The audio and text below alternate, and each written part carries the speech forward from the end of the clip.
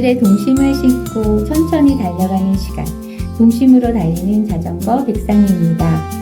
살다 보면 우리는 자주 잘해야 해, 틀리면 안 돼, 남들보다 늦으면 안 돼, 이런 말들 속에서 마음을 작게 잡고 살아갑니다. 그런데 아이들의 세계를 가만히 들여다보면 모든 것을 잘해야만 되는 것이 아니라 서툴러도 한번 해보려는 그런 순간들이 참 많습니다. 처음 자전거를 배울 때도 그랬습니다. 넘어지고 무릎을 다치고 다시 손잡이를 잡고 그러다 어느 순간 혼자 앞으로 나아가게 됩니다. 동화도 그런 마음을 닮아가는 것 같습니다. 작고 서툰 마음에는 괜찮아, 다시 해봐, 조용히 손을 내미는 이야기입니다. 오늘은 그런 따뜻한 마음을 동화로 만들어주는 그런 스토리를 다시 한번 만나보겠습니다. 먼저 오늘의 문을 열어줄 음악 한 곡을 듣고 오겠습니다. 앙드레 가뇽의 꼬먼 포르미에 주류입니다. 맑고 조용한 선율과 함께 마음을 열어봅니다.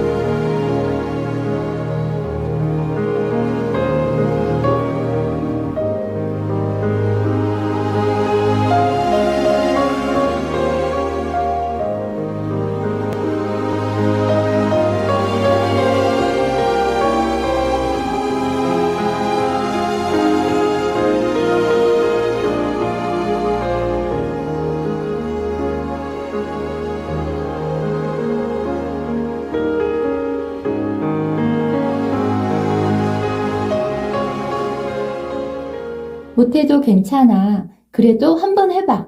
참 짧은 말인데요. 아이에게도 필요하고 어른에게도 필요한 말입니다. 오늘 함께 할 분은 박경숙 작가님입니다. 작가님의 동화책 못해도 한번 해봐에는 서운한 마음에 집 앞 놀이터로 가출한 아이들, 하늘을 날고 싶은 작은 껑충 거미, 그리고 달리기 앞에서 자꾸만 작아지는 아이가 등장합니다. 박경숙 작가님을 모셨습니다. 안녕하세요, 작가님. 안녕하세요. 네, 반갑습니다, 네, 작가님. 반갑습니다. 네, 작가님, 먼저 청취자분들께 간단한 자기소개를 부탁드립니다. 동화를 쓰시기까지의 시간을 편안하게 들려주시면 좋겠습니다. 네. 동화작가 박경숙입니다. 네. 문학의 시작점부터 소개를 해드리면, 아이들을 키우면서 아이들에게 제가 할 수 있는 게 그림책을 보여주는 일이었어요. 그래서 동네 도서관에서 그림책을 빌려와서 아이들에게 읽어주고 했는데, 좀 더 재미있게 읽어주려고 그때 제가 동화구연을 배우기 시작했습니다. 그래서 한 3년 정도 아이들 클 때 제가 아이들에게 동화구연을 바탕으로 이야기를 들려주는 일을 계속 하다가 이제 막내를 어린이집에 보내기 시작하고 그때부터 사회활동을 다시 시작하게 됐어요. 그래서 도서관이나 유치원 등지에서 강의를 하면서 저희 아이들은 이제 양육했죠. 그리고 막내 아이를 초등학교 보내면서부터 동네 동사무소에서 가르쳐주는 시창작 교실을 수강하게 됐어요. 그래서 동화구연을 강의하고 시창작 교실을 배우면서 이제 시를 창작하기 시작했어요. 그런데 거기서 우리 시 교수님을 정말 잘 만나서 그 교수님이 저에게 시를 쓰도록 계속 독려해 주셨어요. 제가 바빠서 못 나가면 전화 와서 동인지에 왜 시 안 냈느냐면서 얘기하셔서 어쩔 수 없이 3편을 써서 제출하고 하다 보니까 그게 벌써 한 18년 정도 됐거든요. 그리고 18년이나 그렇게 오래되셨나요? 네. 그래서 제가 가장 오랫동안 했던 게 그 동인지에 봄오 가을오의 3편씩 시를 실은 게 가장 문학적으로서 오래됐고, 예. 그 다음에 동화 창작을 하게 된 계기는 제가 가르치는 그 수강생들에게 그림책이랑 옛날 이야기를 많이 들려줬는데 어느 날 선생님 책은 없어요? 하는 이야기를 했어요. 어떤 아이가. 그래서 제가 내가 창작을 해서 이 작가가 직접 가르치는 거를 하면 우리 애들이 자기가 작가를 하고 싶은 아이들이 더 피부로 와닿겠다는 생각이 들었어요. 그래서 그때부터 이제 공부를 하기 시작했죠. 그러면 작가님이 동화 구연을 배우신 게 작가님한테는 동화 창작을 할 수 있는 어떤 씨앗이 된 건가요? 네. 그럼 그 씨앗이 계속 자라서 지금은 커다란 나무가 된 건가요? 작가님? 그렇다고 할 수 있죠. 그럼 작가님, 네. 혹시 제가 지금 여쭤보고 싶은 게 네. 학창 시절 네. 작가님은 어떤 선생님의 조언을 받으셔서 특히 중학교 3학년 때 선생님께서 아동 문학가가 되면 좋겠다라는 네. 말씀을 해주셨다는 이야기가 저는 참 인상 깊어요. 네. 그만큼 작가님은 어릴 적부터 글쓰기에 재능이 있었던 것 같고요. 그 한마디가 작가님 마음속에서 어떻게 이렇게 오래 남아 있었는지도 무척 궁금합니다. 그때 당시에 저는 다른 애들보다 책을 많이 읽거나 그런 아이는 아니었어요. 안 그러셨을 것 같은데요. 네. 그런데 결과는 좀 좋았어요. 예. 이렇게 독후감 이런 거 하면은 상도 받고 해서 저 혼자 스스로 나는 글 쓰는데 조금 다른 애들에 비해서 약간 능력이 좀 있나 보다라는 생각을 했죠. 그리고 이 아동문학가라고 하는 거는 그때 당시 저한테는 되게 생소했어요. 그래서 아동문학가? 내가 여기에 좀 조예가 있나? 이런 생각을 했었고 나를 거기에 어떻게 보면 맞추려고 하는 그런 것도 좀 저변에 깔려 있었던 것 같아요. 그래서 아이들을 키우고 하면서도 더 동화를 좀 많이 접하게 된 것 같기도 하고 제 이 밑바닥에 나는 아동문학가라는 그런 게 씨앗처럼 존재하지 않았나 그런 생각이 듭니다. 그 아동 문학과는 어떤 특별한 장르가 있나요, 혹시? 아동문학이 하나의 독립된 장르로 나오는 거는 그리 오래되진 않았어요. 예. 예. 그런데 이제 지금은 아동문학 안에서도 뭐 유아문학, 아동문학, 청소년문학 뭐 이렇게 또 동시로도 이렇게 되고 동화로도 이렇게 나눠지고 여러 장르로 나눠지는데 제가 동화를 좀 오래도록 쓰면서도 출판을 좀 미루게 된 게 아동문학계에서 어떤 지탄을 받을지 제 글을 읽고 비평가들이 어떤 이야기를 할지가 더 걱정이 됐어요. 그래서 좀 더 좋은 글을 쓰고 싶다는, 그래서 이 이야기를 읽는 친구들이 재미있고 좀 도움이 되는 그런 글을 쓰고 싶다는 그런 어떻게 보면 욕심이죠. 그래서 더 오랜 시간이 걸린 것 같아요. 근데 지금도 자신감 있게 이렇게 보일 만한 그런 작품은 아니겠지만, 그래도 지금은 다른 사람들이 지탄을 해도 별로 이렇게 마음에 상처가 없을 정도의 그런 꿋꿋함이 세월이지 않나 그런 생각이 듭니다. 네, 잘 알겠습니다. 누군가의 한마디가 한 사람의 마음속에 씨앗처럼 남을 때가 있습니다. 그때는 그냥 지나가는 말처럼 들렸지만 오랜 시간이 흐른 뒤 그 말이 삶의 방향이 되기도 하지요. 작가님께서는 그 말이 오랜 시간을 지나 동화라는 열매로 맺어진 것 같습니다. 이제 작가님의 첫 번째 작품 낭송으로 들어보겠습니다. 한여름밤의 가출.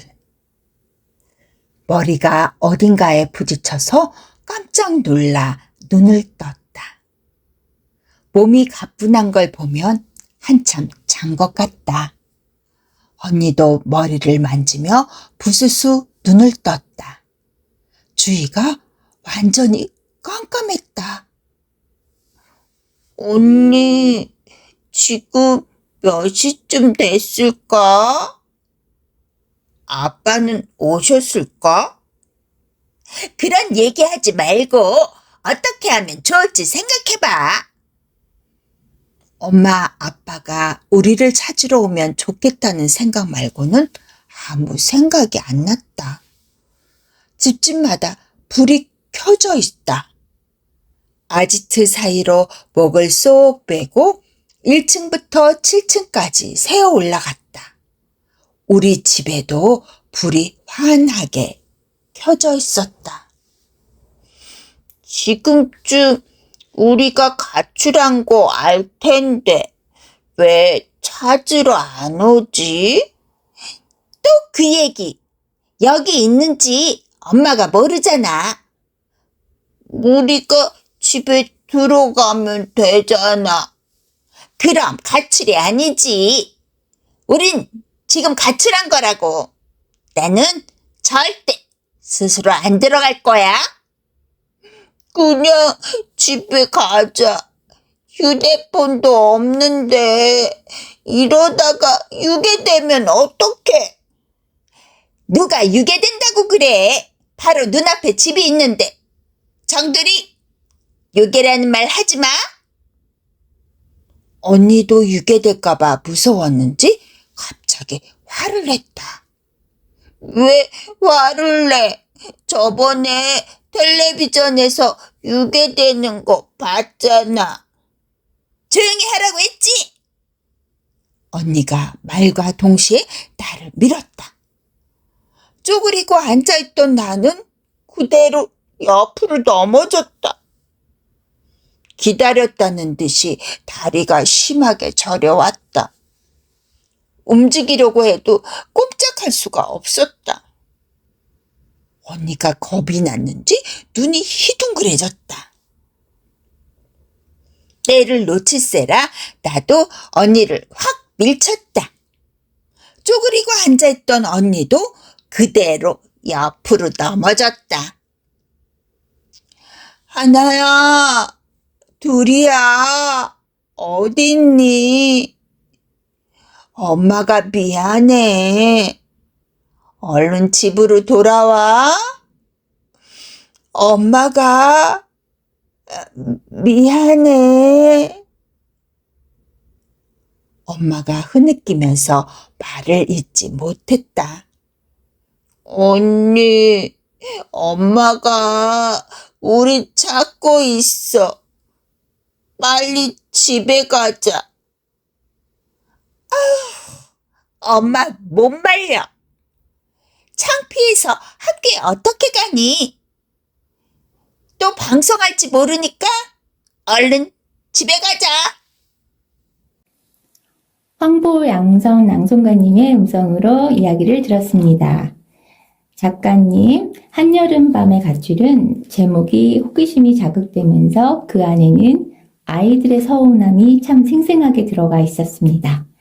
아이들의 가출이 멀리 떠나는 가출이 아니라 집 근처 놀이터라는 점도 참 귀엽고 아주 이뻤습니다, 저는. 이 작품은 아이들이 어릴 때 미끄럼틀 아래에서 놀던 기억에서 시작되었다고 하셨습니다.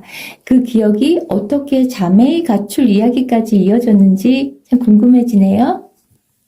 네, 제가 첫째가 아들이고 예. 밑에 자매가 있습니다. 아이들을 키우면서 아이들은 형제 자매 간의 그 관계에서 되게 힘들어했던 기억이 있고 저는 또 이 아이들과의 규칙을 세워놓고 아이들이 규칙을 안 지키면 좀 힘들었던 기억이 있었어요. 그리고 이 이야기를 제가 생각해낸 건 어렸을 때 아이들이 놀이터에서 놀 때 그 미끄럼틀 아래에서 자기들끼리 비밀 이야기도 하고 거기서 간식도 먹고 이런 그런 기억이 참 좋았어요. 그럼 그 미끄럼틀이 아이들만의 비밀 공간이었다는 네. 얘기인가요? 네. 밖에서는 엄마들이 그 놀이터의 옆에서 놀고 있잖아요. 예. 그런데 그 눈길도 피해서 그 안에서 그들만의 그 세상이 존재하고 있다는 그런 생각이 그때 들었었거든요. 그러면 작가님은 어떻게 그런 시선으로 그 아이들의 비밀 공간을 볼 수 있는 눈이 있으셨나요? 글쎄요. 대단하십니다. 아이들이 거기에서 행복했던 모습이 있어요. 그리고 엄마들이 이렇게 보면 자기들끼리 막 숨어서 하는 거를 좋아하고 이런 모습들이 있어서 그 모습을 소재로 쓰고 싶었습니다. 예, 그리고 형제간에 서로 우리 어른들은 우애라고 하잖아요. 그런데 그 아이들은 그런 서로의 그 알력이나 이런 게 참 아주 미세한 그런 감정들이 많았던 것 같아요. 그리고 이제 아이들이 크니까 어렸을 때 자기들이 이제 섭섭했던 이야기들을 하잖아요. 네. 그러면 그때 내가 그거를 좀 더 알아줬으면 얼마나 좋았을까 그런 좀 후회도 하고 하지만 아이들이 커서라도 그런 감정을 얘기해 주니까 저한테는 또 애들한테 사과할 그런 기회도 있고 좋더라고요. 아이들의 미세한 감정. 네. 저도 아이들의 미세한 감정을 안다는 거는 그렇게 어른이 돼서 쉬운 일은 아닌 것 같다는 생각이 들어요. 그런 미세한 감정을 어떻게 이렇게 섬세하게 잘 파악을 하셨는지 너무나 저는 그 알겠습니다. 네. 놀이할 때 저는 그 놀이하는 모습을 좀 제가 관찰은 아니지만 저 어렸을 때 저도 참 많이 놀았거든요. 그런데 아이들이 놀 때 제가 약간 대리만족을 했던 것 같아요. 그래서 아이들을 관찰하고 이렇게 지켜보는 거를 참 좋아했어요. 예. 그래서 그때 저희 집이 7층이었는데 아이가 놀이터를 가면 7층에서 이렇게 내려다 볼 수 있었거든요. 그래서 아이가 놀이터 갔다 올게 하고 가면 제가 7층에서 이렇게 오래도록 지켜봤던 그런 기억이 있어요. 예. 어른이 보기에도 아이들은 작은 일에도 엄마가 나를 덜 사랑하나 하고 느끼는 순간이 좀 많을 것 같아요. 그럼 작가님은 그런 아이들의 서운함과 억울함을 작가의 마음과 엄마의 마음 중에서 어떤 시선으로 바라보고 혹시 글을 쓰셨나요? 작가의 마음하고 엄마의 마음을 딱 이분화하는 건 좀 어려울 것 같아요. 무의식에서 글이 나온다고 하더라도 그 무의식 안에는 자기만의 그 경험이나 느낌이 들어가 있을 것 같아요. 그래서 아마 엄마의 마음과 또 내가 모르는 제3의 많은 아이들의 생각하는 작가의 마음, 그게 같이 공존한 것 아닐까 하는 생각입니다. 예, 네. 공전. 네. 네. 이 작품에서 엄마는 가정일과 일을 하느라고 바쁘고 단지 아이들한테 표현을 하지 않았을 뿐이지만 아이들은 엄마의 그 마음을 잘 모르고 서운해서 가출까지도 하는 상황이 돼 있는데 네. 혹시 작가님도 이런 경우가 있으셨나요? 저 어렸을 때요? 예. 저는 조금 다른 이야기일 수 있는데, 제가 엄마의 마음을 알고, 제가 그때, 좀, 잔머리가 좀 잘 돌아갔었나 봐요. 엄마가 저녁에만 오면 그렇게 저한테 화를 내는 거예요.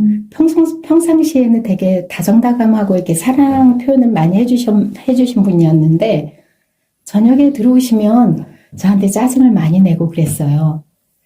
그런데 어느 날, 제가 그때 중학생 때였나 몰라요. 그때 엄마가 들어오셨는데 엄마가 되게 배가 고플 거라는 생각이 든 거예요. 일을 하고 오셨으니까. 그래서 저는 그때 배가 불렀었거든요. 밥을 먹고 엄마가 배가 고프실 것 같다. 그래서 제가 있는 반찬에 밥을 차려드렸어요. 그런데 엄마가 밥을 뚝딱 다 드시는 거예요. 그리고 나서는 너무나 평상시 엄마처럼 아주 평화로운 엄마로 돌아왔어요. 그래서 제가 그 다음부터는 엄마가 저녁에 일을 하고 들어오시잖아요. 그러면 제가 밥부터 딱 차려드렸어요. 그래서 그 다음부터는 잔소리를 별로 안 들었거든요. 갑자기 그 어린 시절 그 생각이 나네요. 마음이 참 따뜻하셨던 작가님. 네. 가족은 사랑하지만 자주 오해하기도 하고 또 오해하지만 결국 다시 밥상 앞에 앉는 사람들일지도 모릅니다. 서운한 마음도 미안한 마음도 결국 사랑이라는 큰 그릇 안에서 다시 만나게 되는 것 같습니다.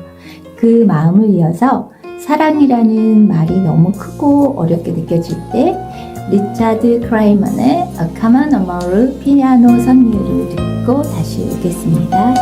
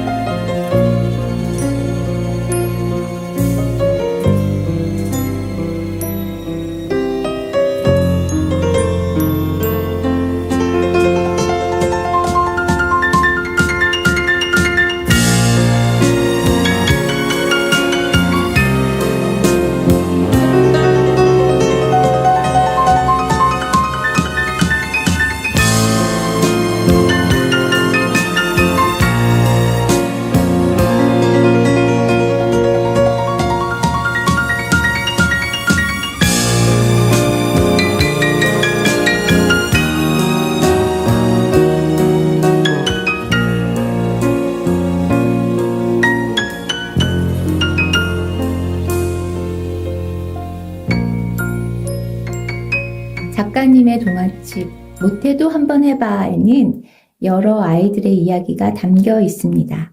가족, 자연, 친구, 전통문화, 공동체의 이야기가 다양하게 펼쳐집니다.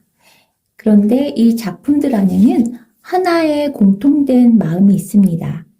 아이들은 모두 조금씩 서툽니다. 마음이 앞서가기도 하고 겁이 나기도 하고 실패할까봐 망설이기도 합니다. 하지만 그 서툰 마음이 그 자리에 멈춰 있지는 않습니다. 한번 해보고 실패하고 다시 일어나고 결국 자기만의 방식으로 세상과 만납니다.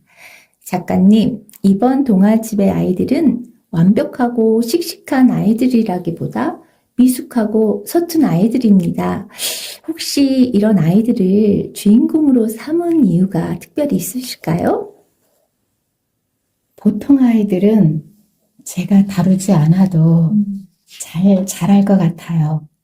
그런데 결핍이 조금씩 있는 아이들은 좀 더 관심을 가져주고 사랑을 조금 더 이렇게 보태주면 아이들이 더 아름다운 꽃을 피우지 않을까? 그런 생각으로서 쓴 건 아닌데 갑자기 그 생각이 듭니다. 네. 네. 그럼 작가님께서 박경숙 작가보다 나의 동화가 누군가에게 기억되기를 바란다 하고 말씀하셨던 기억이 나는데 작품이 작가보다 먼저 기억되기를 바라는 마음은 그만큼 작품을 특별하게 사랑한다는 표현인 것 같습니다. 그러신가요, 작가님? 작품을 사랑하게 되더라고요. 동화를 고치면서 어쩔 때는 내가 이야기를 좀 더 재밌게 썼어야 되는데 너무 국뽕 동화를 쓴 건 아닐까 하는 그런 자책도 하기도 했지만 그런데 계속 고치면서 애착이 생기게 되었어요. 그리고 사람은 사라지지만 이렇게 글로 나오면 글은 사람이 사라져도 오래 기억에 남잖아요.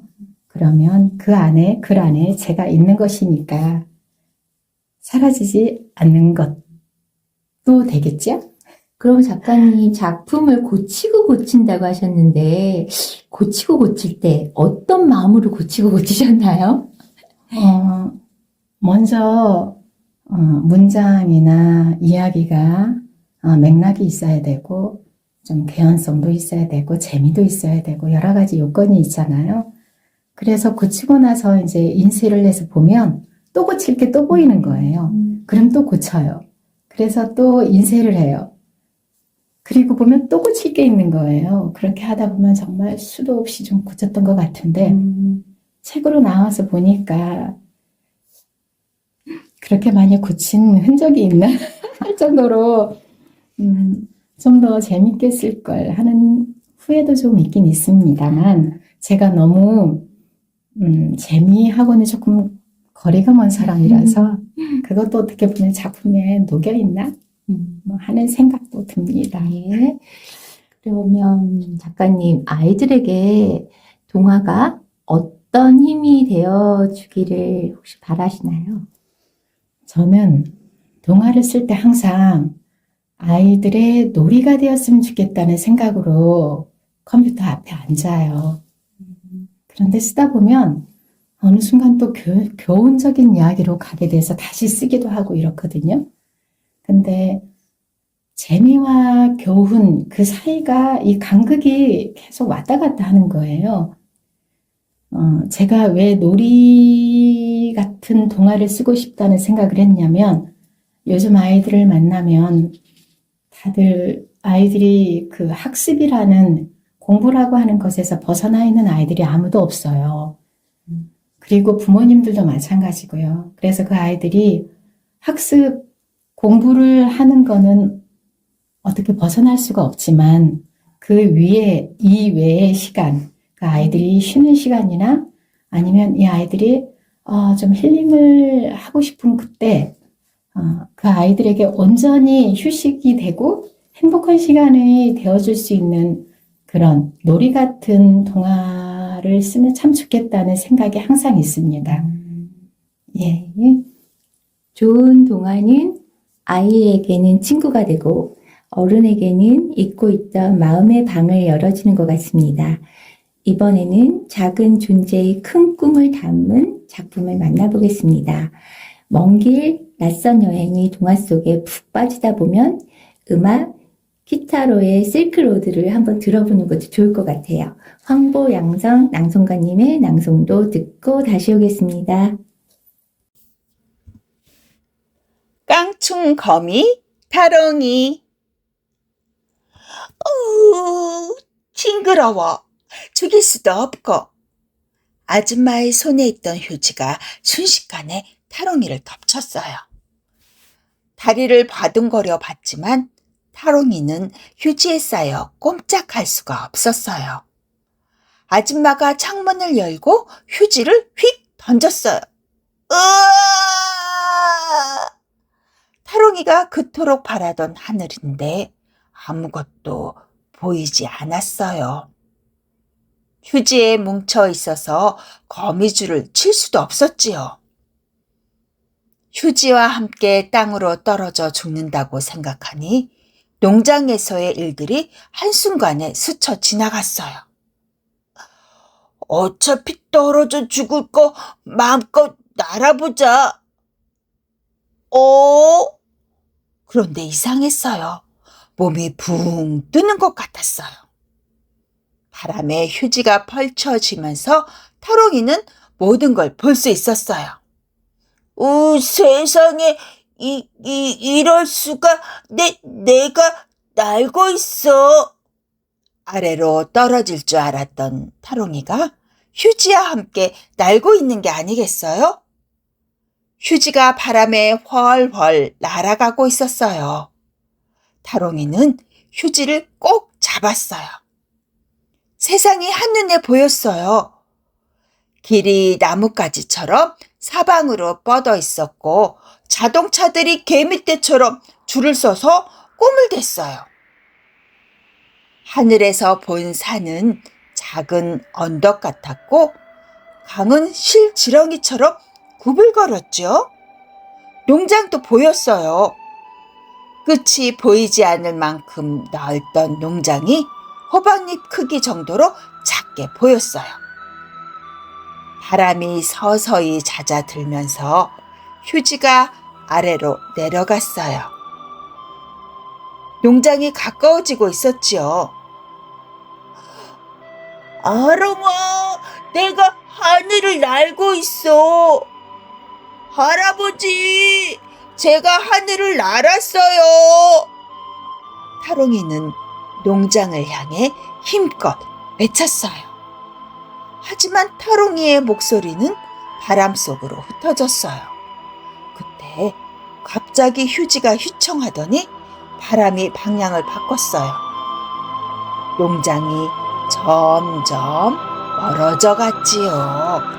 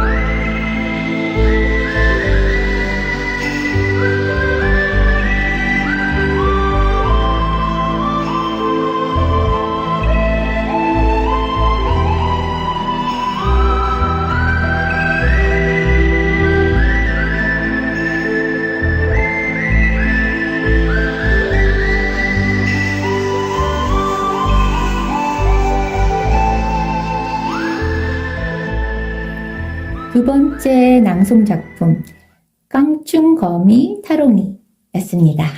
타롱이는 하늘을 날고 싶은 작은 거미입니다. 날개도 없고 모두가 불가능하다고 말하지만 타롱이는 마음속 꿈을 쉽게 내려놓지 않습니다. 작가님은 이 작품을 구상할 때 휴지에 살짝 싸서 벌레를 밖으로 내보냈던 경험에서 상상력을 얻으셨다고 합니다. 작은 깡충거미가 휴지에 쌓여 뜻밖의 모험을 하게 되는 장면. 작은 존재가 큰 꿈을 꾸는 순간이었던 것 같습니다. 작가님, 깡충거미 타롱이는 참 기발한 작품 같아요. 하늘을 날고 싶은 거미라니. 시작부터 아이들의 상상력을 붙잡는 설정입니다. 타롱이는 왜 하필 하늘을 날고 싶은 거미였을까요? 이거는 저의 이야기가 좀 들어갔는데요. 우리 남편이 주말 농장을 꾸준히 해왔어요. 주말 농장에서 이 농작물을 이렇게 수확해서 오면 베란다에다 놔둬도 이 곤충물이 들어와가지고 돌아다녀요. 그런데 그 곤충을 누군가 있으면, 이제 남편이나 뭐 아들이 있으면 이렇게 하는데 아무도 없을 때 있으면 제가 처리를 해야 되잖아요. 그러면 그 아이를 이렇게 죽일 수도 없고 쓰레기통에 넣으면 또 나올 것 같고 이래서 살포시 이렇게 휴지를 싸가지고 그 창문 밖으로 제가 버리거든요. 경험에서 오셨군요. 네, 그래서 그 곤충들이 거기서 떨어지면 항상 이런 마음으로 제가 버려요. 이 곤충이 꼭 살아남기를 하면서. 근데 이제 그걸 가지고 1층까지 가면 얘가 이제 나오잖아요. 그래서 1층까지 가져다 줄 수는 없고, 그래서 이렇게 휴지로 싸서 버리는데, 버리면서 이 아이가 그 곤충이 이 나는 기분을 느낄 수 있을까? 그런 생각에서 시발점이 됐던 것 같아요. 와, 굉장한 아이디어예요. 네. 그리고 곤충을, 작은 곤충도 죽이지 못하는 그런 작가님의 따뜻한 마음을 살짝 엿봤습니다. 야. 아이들이 품는 꿈 중에서 네. 어른들이 보기에도 엉뚱해 보이는 어떤 꿈, 즉 네. 상상력이 참 많잖아요. 네. 그런 꿈을 가진 아이에게 작가님은 어떻게 컸으면, 어떻게 자라줬으면 하고 아이에게 말을 해주고 싶으신가요? 아이들은 엉뚱한 꿈을 좀 많이 꿔도 된다고 저는 생각이 들어요. 너무 귀엽고 아이들만이 꿀 수 있는 그런 엉뚱발랄한 상상이잖아요. 그러면서 누가 얘기해 주지 않아도 그 아이들은 현실 속으로 들어오는데 항상 환상과 현실을 왔다 갔다 하면서 아이들이 그 환상 속에서 자유로움, 즐거움 그런 걸 좀 느낄 수 있으면 좋겠다는 그런 생각입니다. 상상과 현실을 왔다 갔다 한다는 거를 혹시 작가님 눈에서 이 부분을 어떻게 하면 하나로 이렇게 동그랗게 묶어줄 수 있을까요? 굳이 하나로 묶지 않아도 그러니까요. 굳이 그러면 하나로 묶지 어떻게 않아도 예. 되지 않을까요? 그럼 따로따로 상상은 상상대로, 현실은 현실대로 예. 키워주는 게 더 올바른 방법일까요? 환상 속에서 아이들은 꿈을 꾸잖아요. 예. 왜냐하면 제가 아이들에게 이야기를 들려줄 때 아무런 대본 없이 도깨비 이야기를 정말 유치하게 들려주거든요. 그런데 아이들은 그 이야기를 너무나 좋아해요.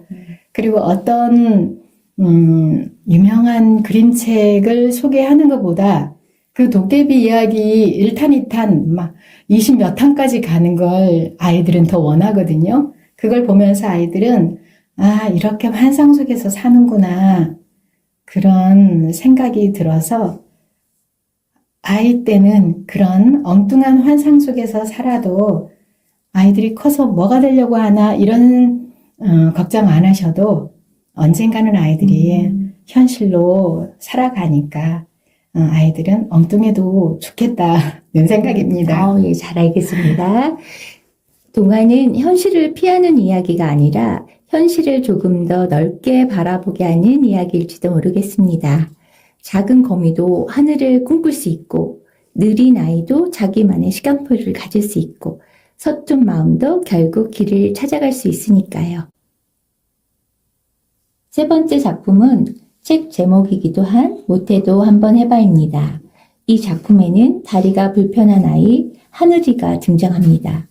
운동회는 하늘이에게 즐거운 날이기보다 피하고 싶은 날, 들키고 싶지 않은 날, 자꾸만 작아지는 날이었습니다.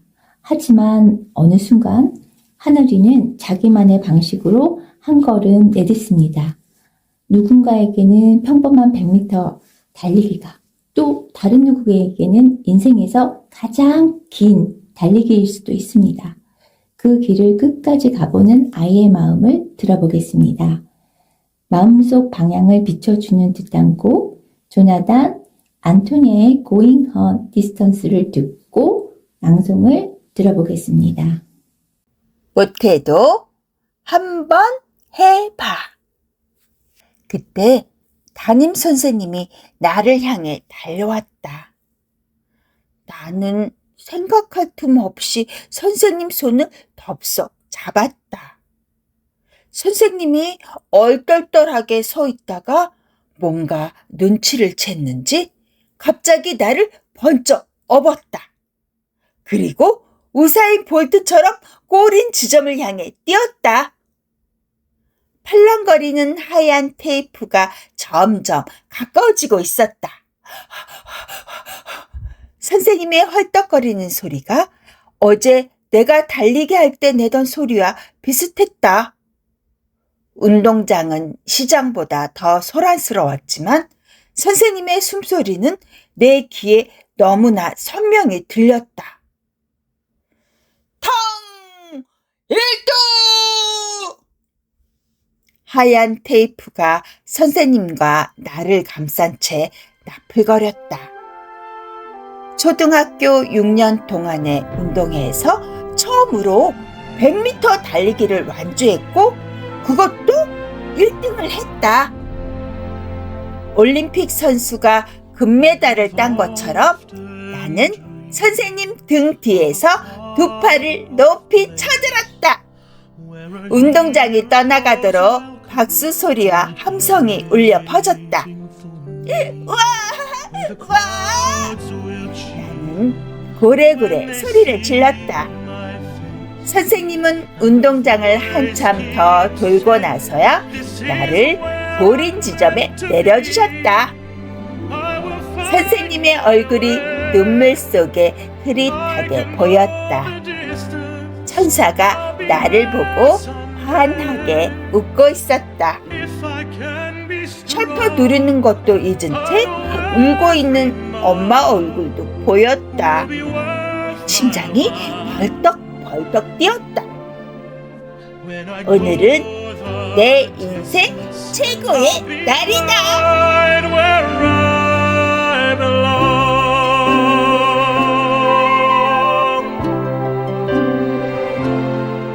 Down an unknown road to embrace my fate.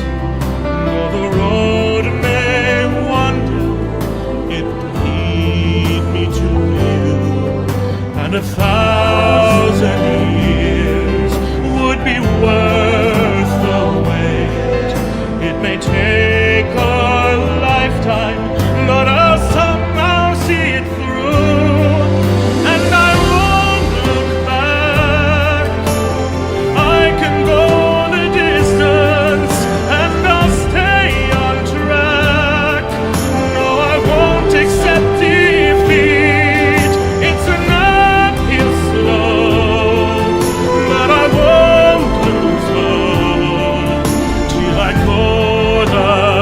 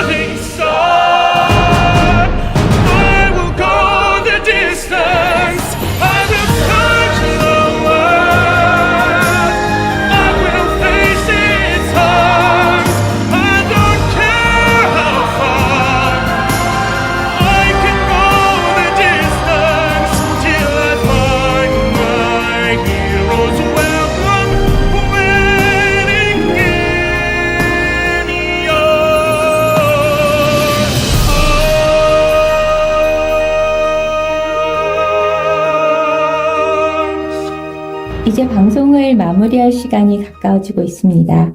오늘 작가님의 동화를 따라가다 보니 결국 하나의 마음으로 모이게 됩니다. 아이들은 모두 다르게 자라고 각자의 속도가 있고 각자의 두려움이 있습니다. 하지만 누군가 곁에서 괜찮아, 한번 해봐 라고 말해준다면 아이들은 생각보다 더 멀리 걸어갈 수 있을 것 같습니다. 작가님은 앞으로 오랫동안 써오신 시를 정리하고 싶다고 하셨는데 시와 동화는 작가님 안에서 어떻게 혹시 연결되어 있나요? 처음에 시를 먼저 쓰기 시작했는데요. 그 시 교수님이 저에게 동경이라고 하는 필명을 지어주셨어요.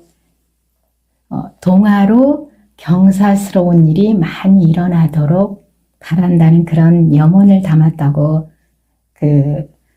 교수님이 말씀하셨는데, 그래서 예전에 그 중학교 3학년 때 농문학과가 되면 좋겠다는 그 선생님의 이야기와 그 시인님께서 동화로 경사스러운 일이 많이 일어나기를 바란다는 그 염원에 제가 부합한 사람이 되려고 좀 노력을 한 것 같아요. 그래서 시를 쓰면서 동화를 읽고 들려주고 쓰면서 지금까지 왔는데, 시를 쓰다 보니까 동화의 그 글귀가 되게 간결하게 되더라고요.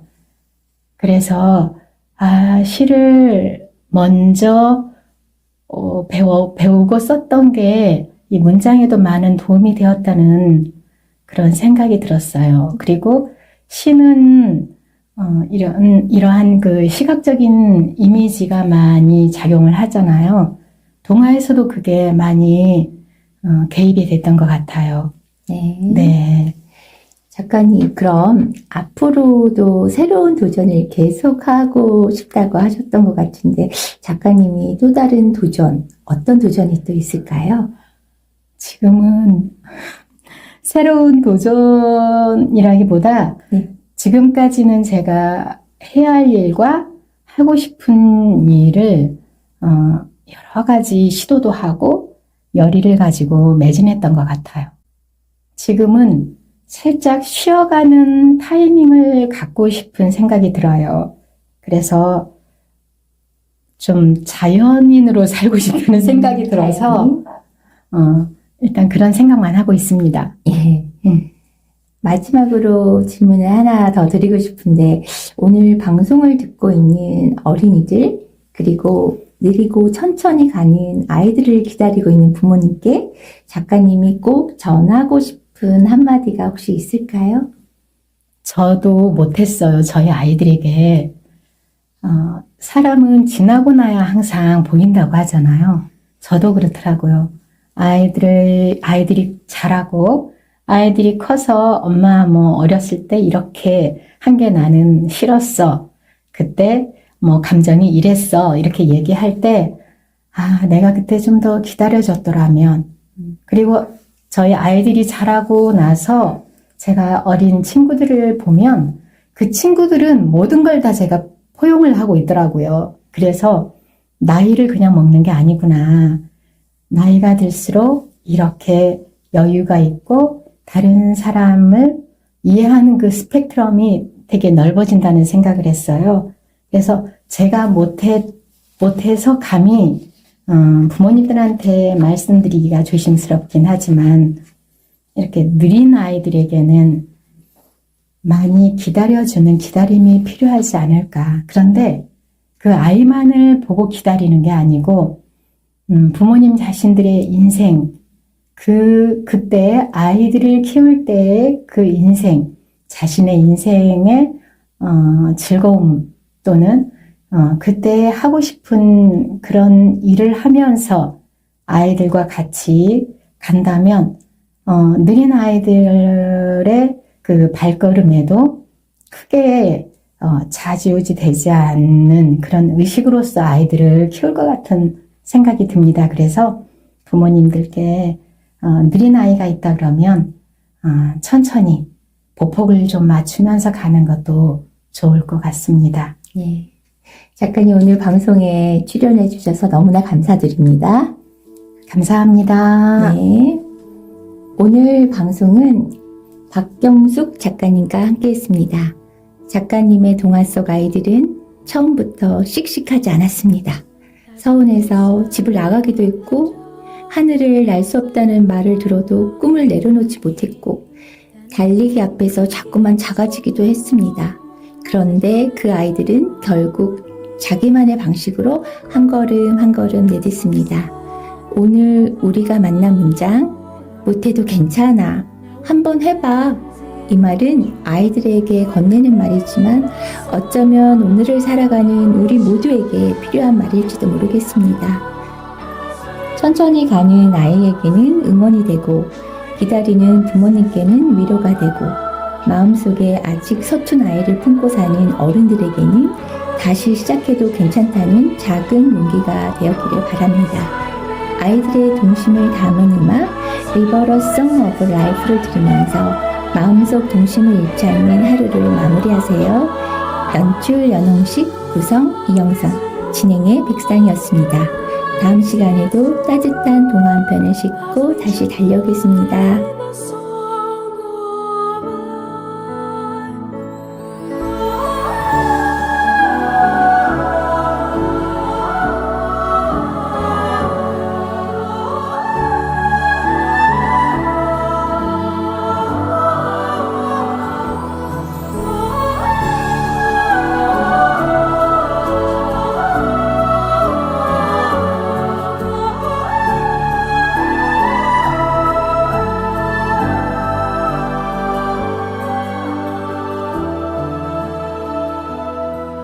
Now the music starts to build as the words begin to rise.